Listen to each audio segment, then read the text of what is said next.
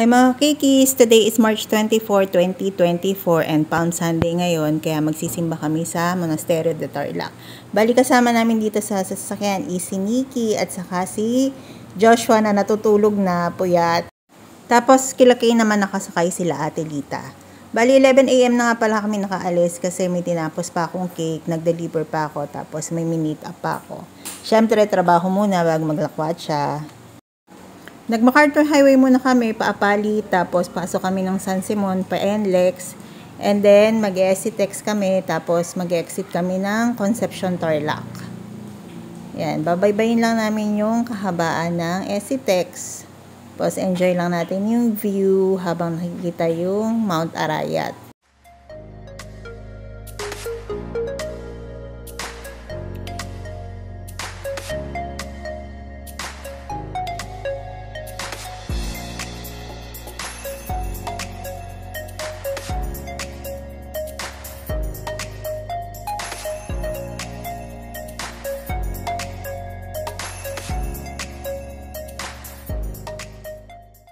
Nag-exit kami dito sa may Concepcion Tarlac, tapos ang binayaran naming toll fee is 211 from San Simon, Pampanga hanggang dito sa may Concepcion Tarlac.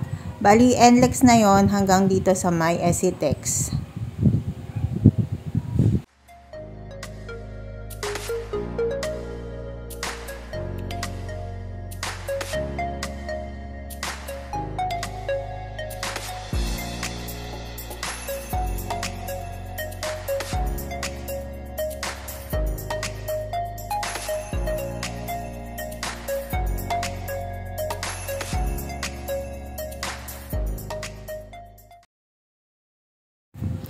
Babaybayin lang yung kahabaan ng Concepcion, yung bayan ng Concepcion, pa Capas Tarlac, tapos dadaan din ng Cojuangco Road. Bali dun sa Cojuangco Road, hindi ka naman maiinip sa biyahe dahil maganda yung tanawin. Tapos yung kalsada nila maganda, malawak yung kalsada at saka malapad.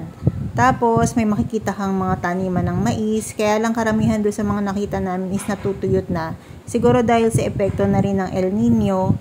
Tapos ang dami ding mga lugar na nagkaroon ng grass fire dahil na rin siguro sa tindi ng init.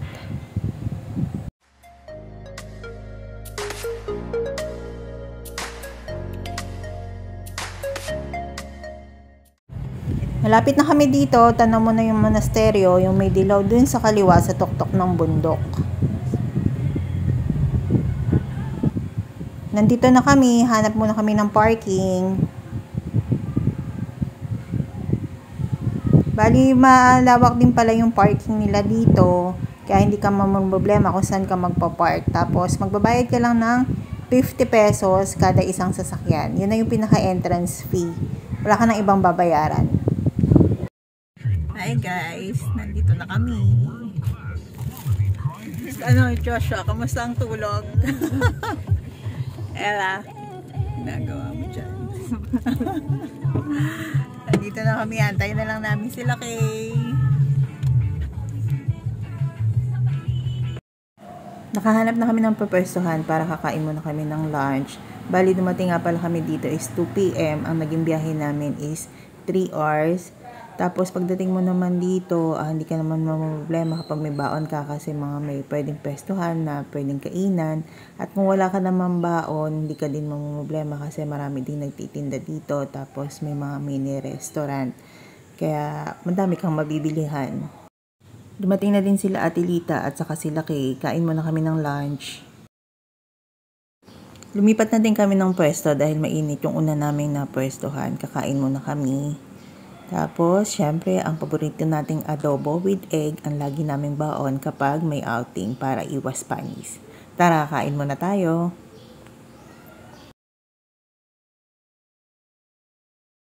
Say hi, guys. Hi. We're here. Oh, ayun yung kamay mo.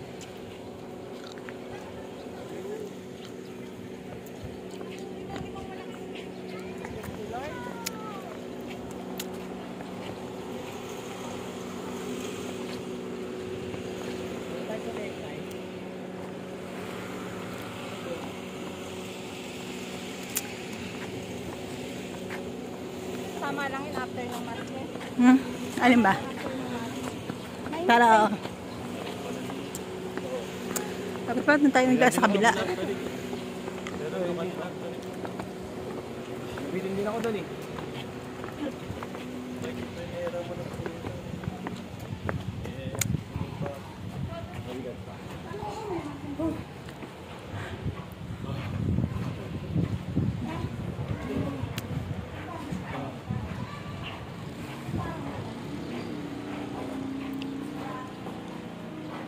Walang mas.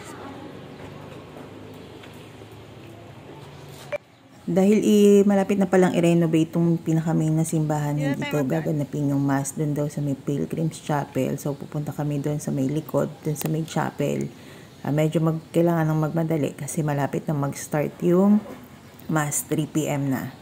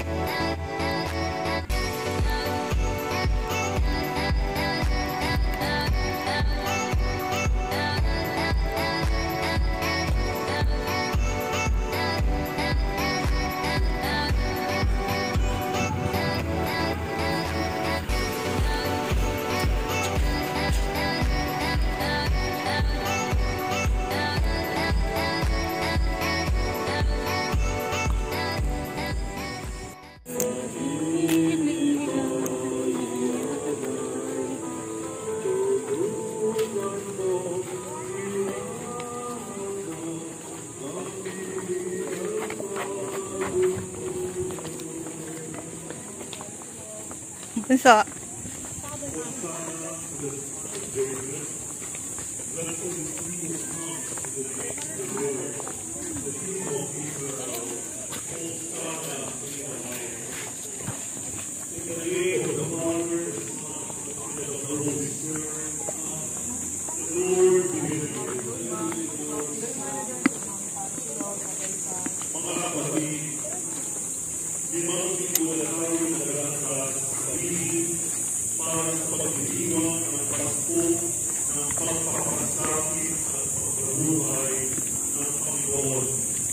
Sinikap natin unawain at upanin ang ating pananagutan sa Diyos at sa kapwa-tao.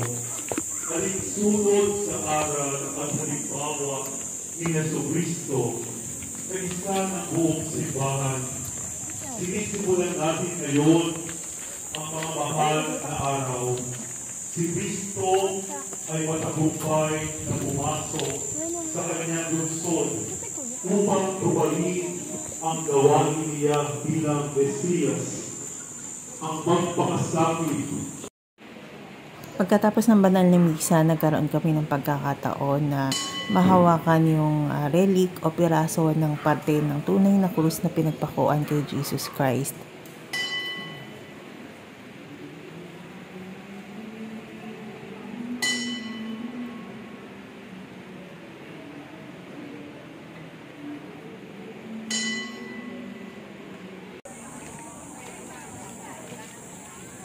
Say hi!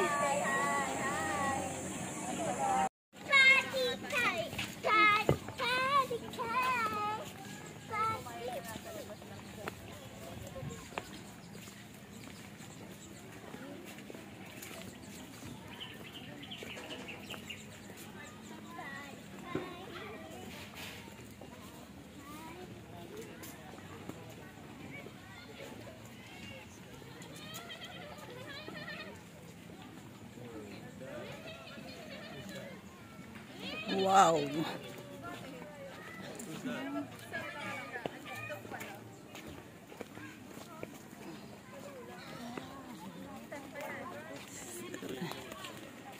Here na.